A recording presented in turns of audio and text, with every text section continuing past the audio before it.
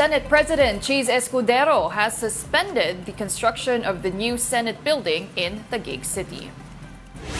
Escudero revealed the cost of the construction has exceeded its original 8 billion peso budget. The current cost for the construction of the new Senate building is now at 23 billion pesos. Escudero ordered for the review of the increased budget. Medyo nagulat at hindi ko inasahan na ganong kalaki aabutin ang gagastusin para sa ating magiging bagong tahanan.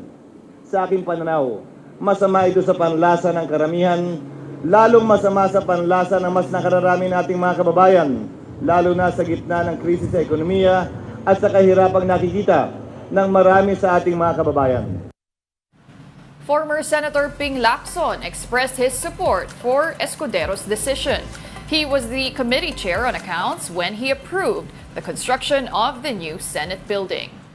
Lacson also clarified it was the Department of Public Works and Highways that requested for the additional funds for the construction. He emphasized that the Senate has the right to accept or deny DPWH's request.